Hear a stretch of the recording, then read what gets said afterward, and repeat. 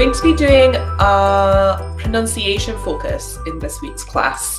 Well, pronunciation, but also listening focus, right? So remember, those two things are connected if we're talking about pronunciation and listening.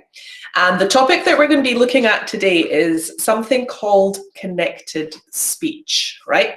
So you might not have heard about this before. It's a feature of phonology. And I'm going to take you through kind of the theory of it and give you some examples, but then I'm also going to give you lots of really practical ways that you can start to incorporate it into your own speaking. Yeah.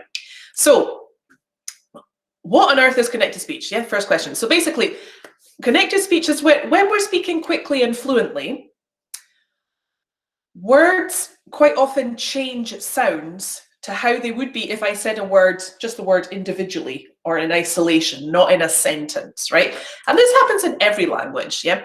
And the reason that we do that is that we sometimes change a sound so it sounds different. We introduce or add a sound, and we sometimes assimilate sounds, so like two sounds come together. And then sometimes we like take away a sound, right?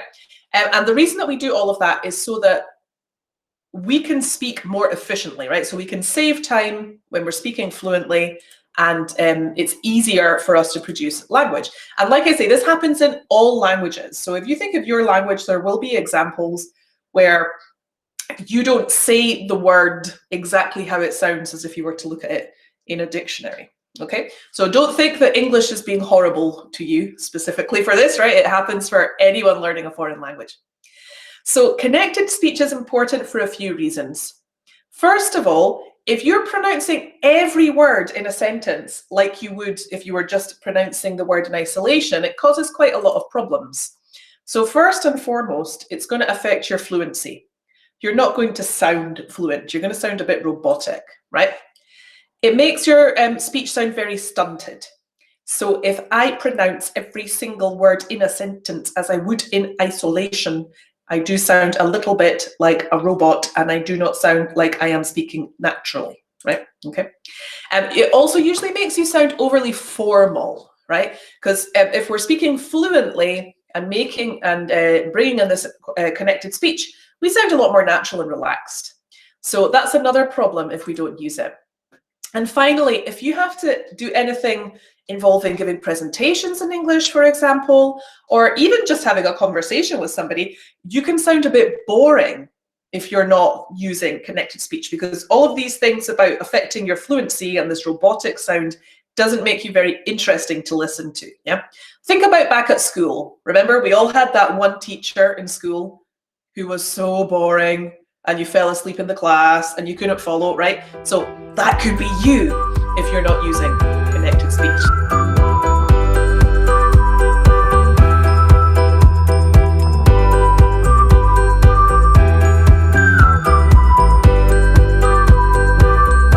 Okay, so it's very important in terms of your speaking, but most importantly, it's going to really impact your listening skills if you're not aware of certain aspects of connected speech. So if you're listening for words in isolation when people are speaking fluently, you're never really going to be able to understand them properly.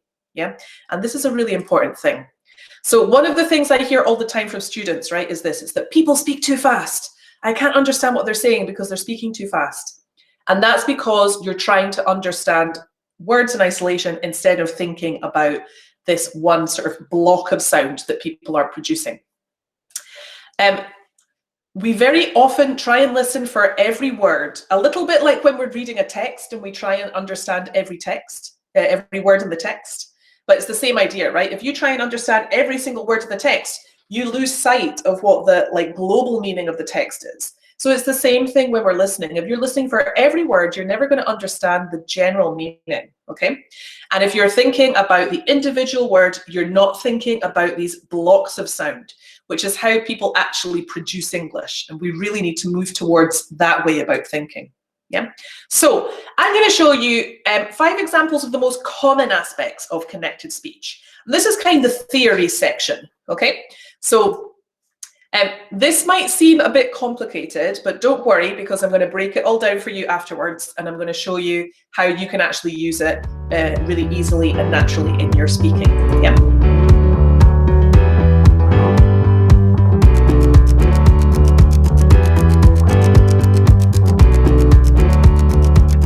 So the first kind of connected speech we're going to look at is something called assimilation. So what that means is when a phoneme or a sound in one word connects with another sound, and then those two sounds change, okay?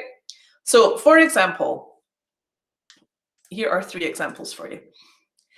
If I say these quickly, they will sound differently to if I say them slowly, right? In bath. In bath. Last year.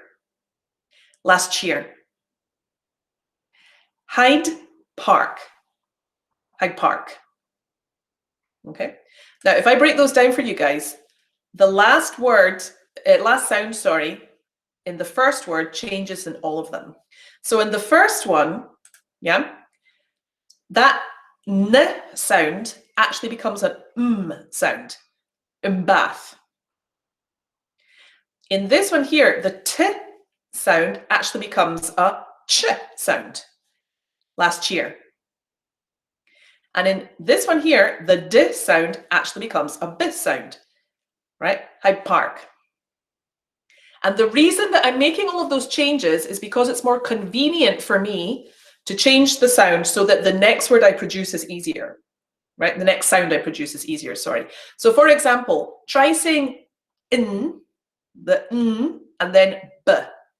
N, b, okay? But now try saying b. B. So if you make the sound, it's much easier and more efficient to produce a b sound, right? Because they're much closer in how your mouth is working. It's the same here. Try saying t and then y. T, y. Now try saying ch, y. Ch, y. Right? Your mouth is in a more similar position with the ch to produce the y.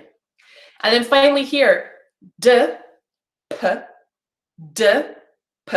Now try saying b, p, b, p, right? So b and p are much more similar than d and p, right? So that's the reason that we use assimilation. It's easier and more efficient for us to produce the sound that's coming afterwards.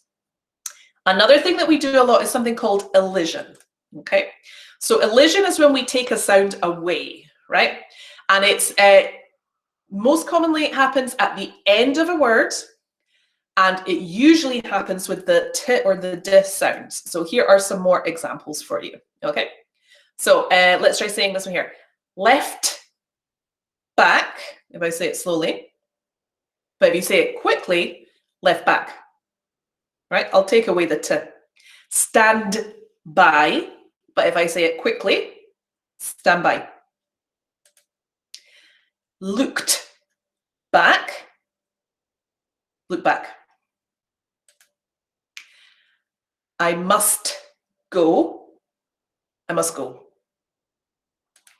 Okay, so in each of these examples that we've looked at here, the last phoneme of that first word, the t and the ds, disappear, right? I don't say them. And the reason again that we say that, it's just that it's a lot easier to produce the next sound if I don't have to make that consonant sound, right? And it's just too much effort, guys. It makes it much easier and more convenient if we take it away.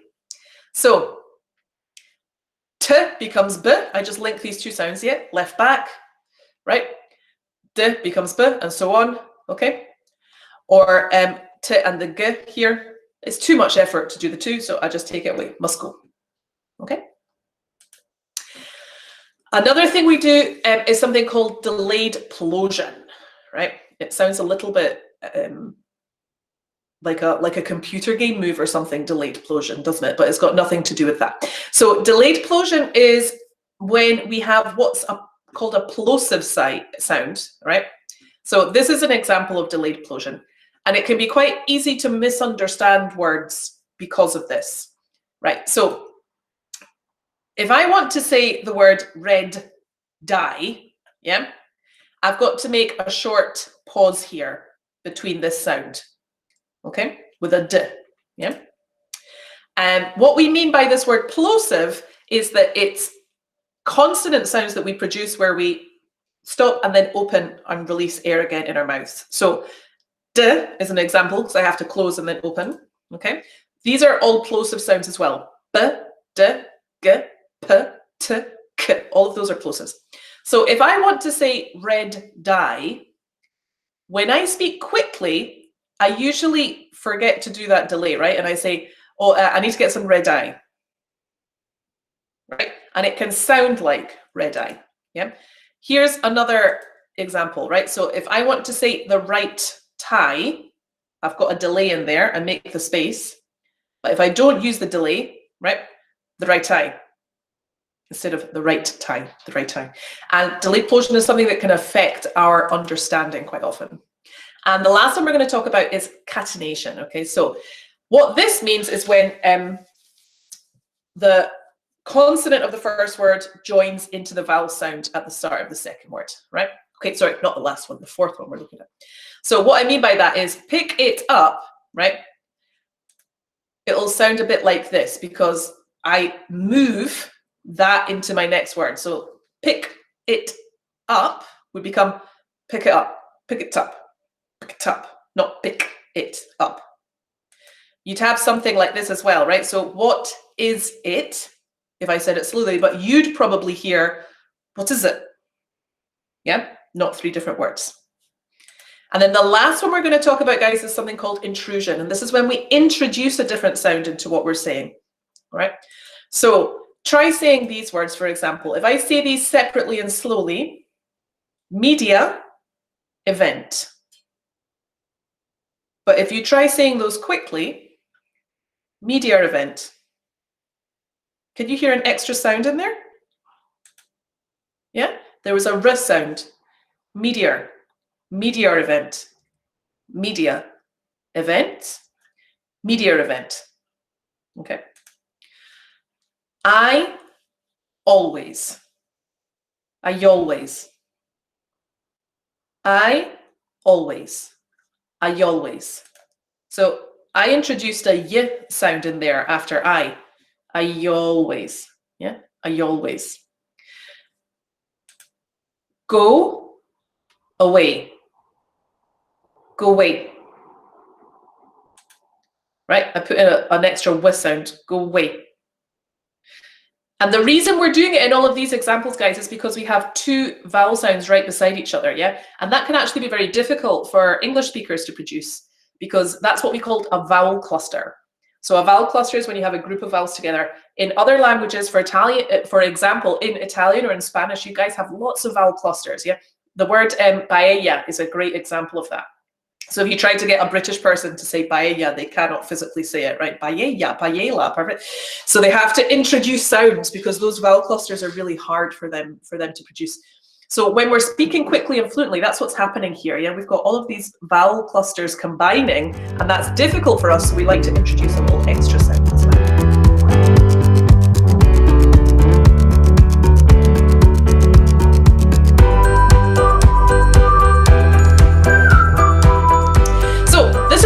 Theory, right, of connected speech. And it can be really challenging to produce connected speech, okay? Especially if you have been learning English for a very long time and you've never even heard about this before. It's especially challenging if your first language, if your L1 language is a phonetically transparent language. So things like Italian and Spanish, where it more or less looks like it's pronounced. You guys usually rely on written language quite a lot to retain and remember words. So connected speech is really difficult for people with those kind of languages. It's also hard to break habits, yeah? So think about how long you've been speaking English for, okay? And how long you've known that connected speech exists. And those are difficult things to change in how we're speaking. And that can be very challenging too. But if we can introduce some of these features of connected speech into our speaking, it can have such a positive impact on both your listening and speaking skills, right? So my students that apply some of these features have all told me that they really notice an improvement in their understanding of, especially of L1 speakers, you know, the people, oh, I don't know what he's saying to me. That really improves because they're starting to listen to English in a different way, okay? And also, if you're doing exams, if you can bring these features into your exams and produce them, you're demonstrating what is considered to be advanced phonological features, and that's going to get you a higher mark for your speaking mark too, yeah? So let's think about a couple of ways that we can introduce these into our speaking. So just have a look at the words that I've got here, the sentences I've got here on the board, right, on the PowerPoint. So these are two very common examples of assimilation, right? Remember when two sounds come together and change, yeah? So in this example here, when a t and a y sound come together, they become a ch sound. And over here, when you have a d and a y sound together, they become a j sound, like in gin and tonic, okay? Everyone remembers if I say gin and tonic. So what I want us to do is see if we can identify in those example sentences where that assimilation is happening, right? So if I give you that first example, what you need, my t sound is over here. Sorry, I'm just going to actually highlight that for you guys. My t sound is here, yeah? And my yes sound is here. And that's where that assimilation is going to take place. Those two are going to connect. And what you need will become what you need. Okay. In this example over here, do you like it? The important word in that sentence is actually like. That's my keyword, right? These two words are what we would call function words. They're not very important to give meaning to the sentence. So when I pronounce this quickly, I'm not going to use a strong vowel sound. I'm going to use the weak vowel sound, our friend the schwa. So it's not do you like it, it's do you like it. And if I'm saying do you like it, then I can hear my sounds here, right? So I have a d, I have a y, and if I connect those two sounds together, I'm going to get the j sound. So do you like it becomes do you like it? Okay. So take a second, please have a look at those other sentences and see if you can think about where we're making the ch and where we're making the j sound, okay? In this last example here, there's actually an example of both, if you want for some extra points to see if you can identify both of those. Okay, now if you're doing pronunciation work, you have to say it. Don't do it in your head because words sound different when you pronounce them, right? So try saying it, experiment saying it.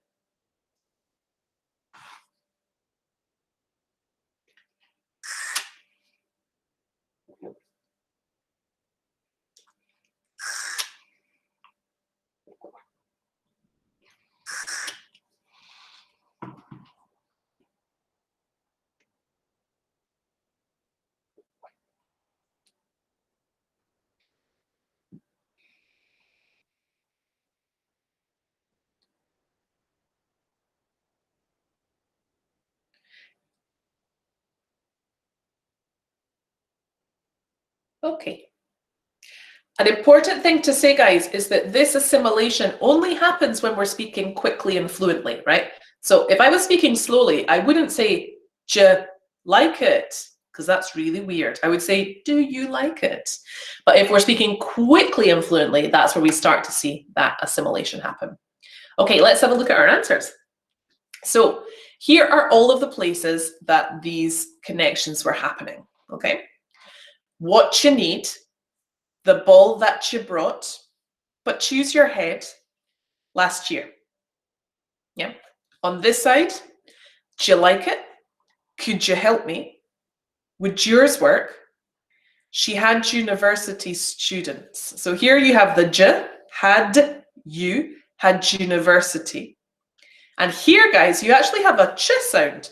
If I say that word very slowly, student becomes student, okay? As a side note, guys, that's actually only for British English pronunciation. In American English pronunciation, they don't say that sound. They'd say student. You can see that in the words like we say Tuesday and they say Tuesday, and we say tuna and they say tuna, right? So that's more of a feature of British pronunciation. But if you have a look at the examples over here with the d and the y, you might notice in the first three that these all actually have something in common. Yeah? They are all questions. And this is a great place where you can begin to use assimilation in your speaking. Yeah. So this is only working, of course, if we're using you or yours, right? But there's lots and lots of auxiliary verbs we use in questions that have that dis sound at the end. Okay. Did you go? Had you been? Okay. So a great place that you can begin to incorporate assimilation into your speaking is when you are making questions, right? So that's step one in how to easily bring in connected speech into your spoken English. Okay, now I am going to say 3 sentences, right? And I'd like you please to write them down. So have a document open on your computer or a piece of paper, whatever you prefer. So I'm just going to briefly stop presenting. Okay, everyone got a piece of paper? Yep, great. All right, here's your first sentence I want you to write down. Are you going to go to class next week?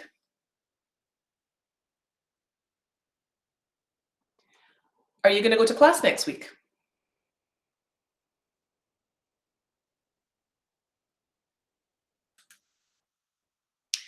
Your second sentence.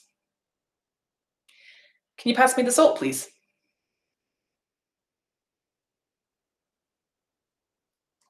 Can you pass me the salt, please? And the third sentence, have you got to work? Sorry, I'll start that again. Have you got to go to work tomorrow? Have you got to go to work tomorrow?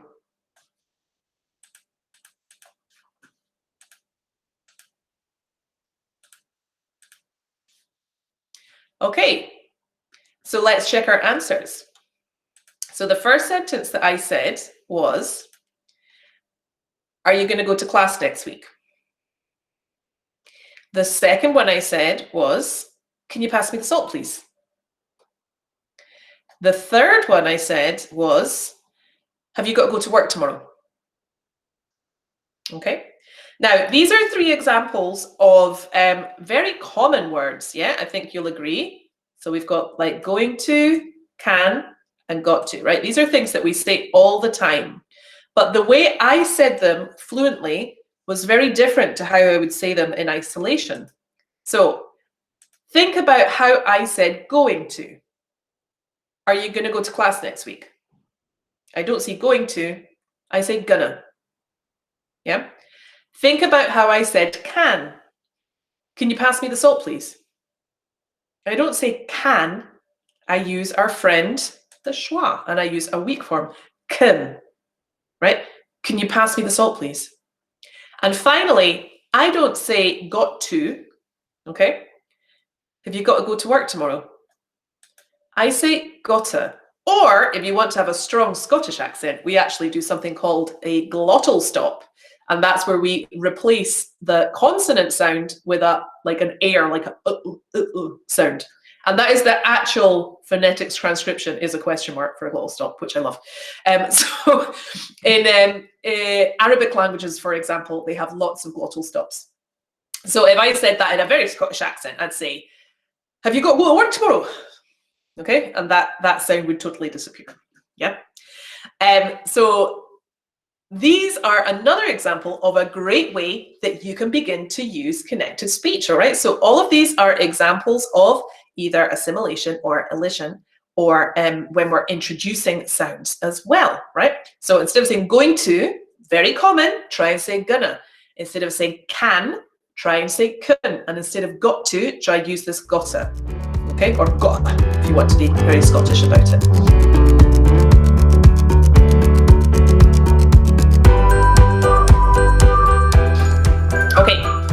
Now, if you remember when we did our class on the schwa, we actually saw some really great examples of elision as well. Yeah. So do you remember that we looked at these words here, and I asked you to find where a schwa was in them? So we had nursery, primary, secondary, library, interesting, vegetable, literature. And if you remember, I said that when we say these words quickly, we actually drop a sound. So this is all examples of elision, right, within a word. Nursery, not nursery. Primary, not primary. Secondary, not secondary. Library, not library. Interesting, not interesting. Vegetable, not vegetable. Literature, not literature. So this is already an example of using elision, and this is a very easy way that you can begin to bring that into your speaking. And remember, try and use pronunciation patterns to help you with that. So if you notice here, we've got all of these suffix endings in ERY, ARY. It would be the same for ORY. When you see words ending with that suffix, you know that you can drop a sound and you can use elision in that sound. And that's going to help you sound much more fluent. And one of the most really common examples of connected speech, guys, is contractions, okay? So the reason that we have written contractions is that they're reflecting what we say when we speak, yeah? So it's so important to use contractions when you're speaking. So I don't say, I have been to Spain. I say, I've been to Spain. I don't say, I would have gone to work if I had not been busy. I say, I'd have gone to work if I hadn't been busy. I don't say, I will ask him. I say, I'll ask him. And I don't say, I am not busy. I say, I'm not busy. And I don't say, you must not do it. I say, you mustn't do it. And I don't say, he cannot have heard you. I say, he can't have heard you, right? Now, all of those examples there with contractions, these are common structures. We're not using anything that's super complex. It's not difficult. You're already producing this. But in general, my students do not use contractions when they're speaking. And using contractions when you're speaking is one of the best things that you can do to improve your listening, okay? It's also one of the very best things that you can do to improve your fluency, right? So this is a brilliant place to start to use connected speech, yeah? And it's going to make you sound so much better. And so to sum up, guys, yeah, think about when you're asking questions like, did you go? Did you go? Okay. Try using assimilation with that y rule, okay, the j. If you are using common structures like going to or can, think about using those different sounds that we worked with, gonna instead of going to, okay, use the connected speech form. Think about pronunciation patterns and words like nursery, primary, and so on, to begin to apply elision in those individual words. And finally, use contractions as much as possible in your spoken English. Yeah. And the other thing which is so important, guys, is listen, right? And I can't go on about this enough. You have to listen. So passive listening is one of the best things you can do to improve both your pronunciation and your speaking and start to notice these features of connected speech. And what I mean by passive listening is don't set a task, just listen. Yeah, don't worry about understanding everything. And it's so accessible now, guys. We've got so many incredible free resources that you can use, okay? Podcasts are a brilliant way to do passive listening. I personally love BBC Radio 4. I listen to it all day. There's lots of really interesting programs on it. Have it on in the background when you're doing stuff in your house. Songs are a great example of passive listening, and you hear so much connected speech happening in songs. And watching film and TV without subtitles, right? Because you're not there to read, you're there to listen, is another brilliant way to work on your passive listening. For film and TV, guys, and also for podcasts and things, I really recommend choosing content that you're familiar with, yeah? So for example, if you know every episode of Friends, you don't need subtitles to watch that in English, okay? Because you know the story. Or if you've watched all of Game of Thrones, although in fairness, Game of Thrones is very complicated. But if you have watched all the Game of Thrones and you know the story, you don't need subtitles, right? So it's good to watch films or TV shows that you already know the story of to work on your passive listening, okay? And the more you notice, that's the first step to being able to produce these different sounds, yeah? And remember, with passive listening, it doesn't matter if you don't understand. That's not the goal, okay? The goal is exposure and noticing these kind of sounds, yeah? So all of those steps, guys, you're honestly going to notice such a great improvement in your listening, and you're also going to notice such a great improvement with your fluency, okay? So if you're studying with us, I think everyone's studying with us today, you will find in classrooms the PDF of the notes from this today, and I'm also going to put a few exercises if you'd like to do some more work with connected speech. And also Rhiannon actually did a study skills video on connected speech this week as well, so have a look at that too for some extra practice. But practice makes perfect. And remember, the first step here, guys, the first step is discovery, right, and noticing. Okay, and then we can start to work with breaking down these language habits.